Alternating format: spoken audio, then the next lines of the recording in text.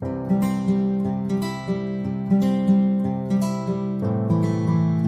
Friends, स्वागत है आपका मेरे यूट्यूब चैनल दीप क्लासेस में, जिसमें हमारा आज का टॉपिक है दोपहर का भोजन कहानी में निम्न मध्य वर्गीय जीवन की त्रासदी।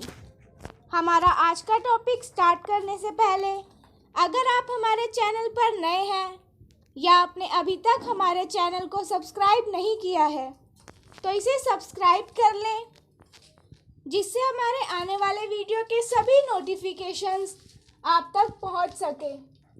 चलिए अब हम अपना टॉपिक स्टार्ट करते हैं। अमरकांत की कहानी दोपहर का भोजन में निम्न मध्य वर्गीय परिवार की आर्थिक तंगी, भूखमरी और बेकारी का मार्मिक चित्रण किया गया है।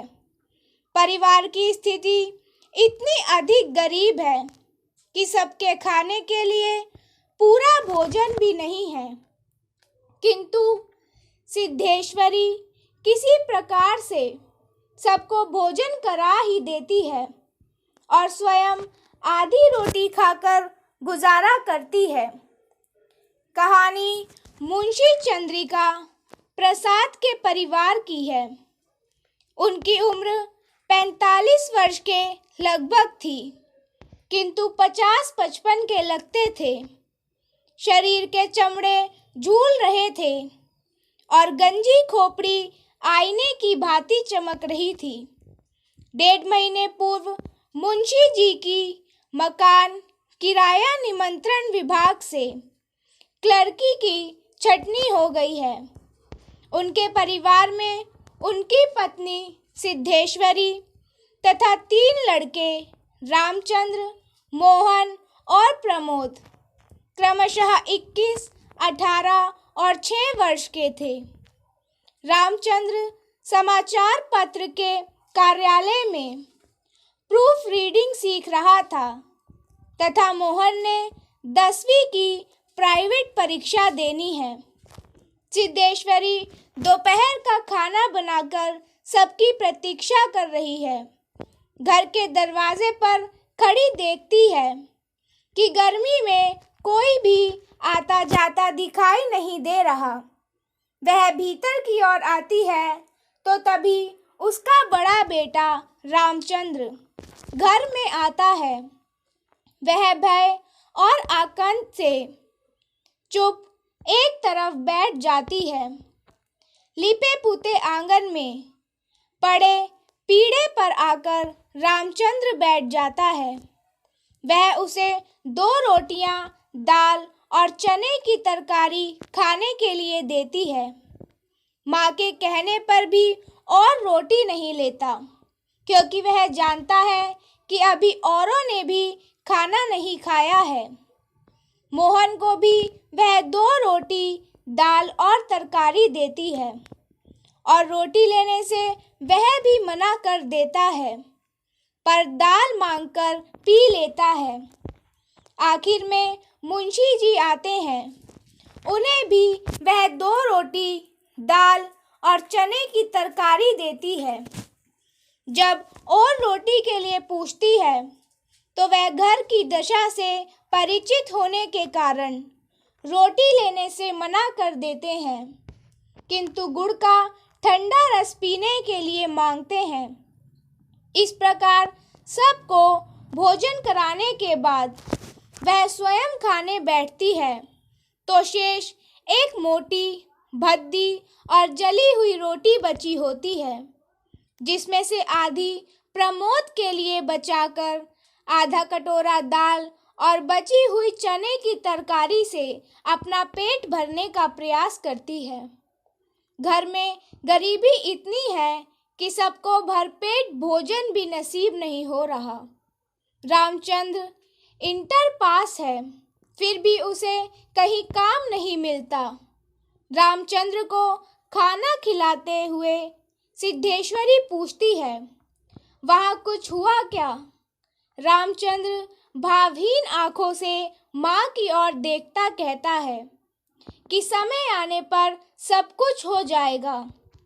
जब रामचंद्र मोहन के बारे में माँ से पूछता है तो मोहन दिन भर इधर उधर गलियों में घूमता रहता है, पर वह रामचंद्र के सामने यही कहती है कि अपने किसी मित्र के घर पढ़ने गया हुआ है। मुंशी चंद्रिका प्रसाद के पास पहनने के लिए तार तार बनियान है।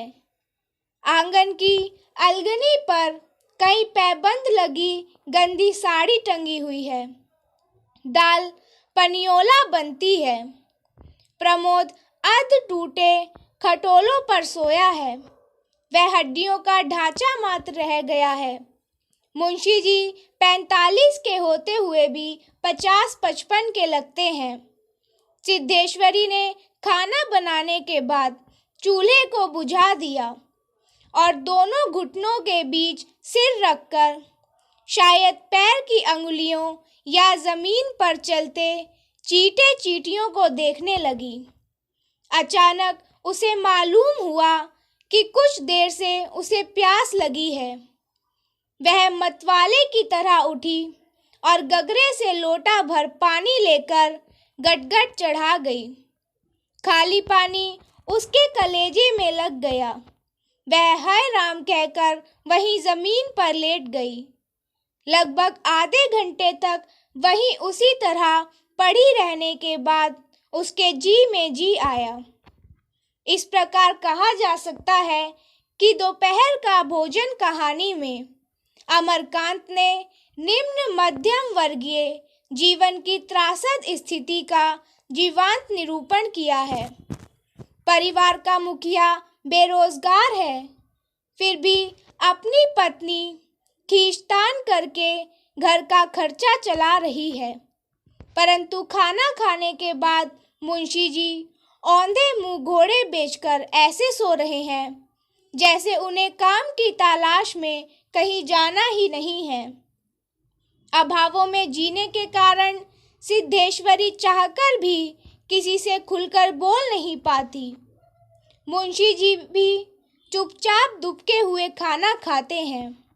इन सब से इस परिवार की घोर विपन्नता का ज्ञान होता है, जो इस परिवार की ही नहीं, जैसे निम्न मध्यम वर्गीय जीने वाले सभी परिवारों की त्रासदी है। इसी के साथ हमारा आज का टॉपिक यही खत्म होता है, जिसमें हमने जाना दोपहर का भोजन कहानी में निम्न मध्यम वर्गीय जीवन की त्रासदी के बारे में।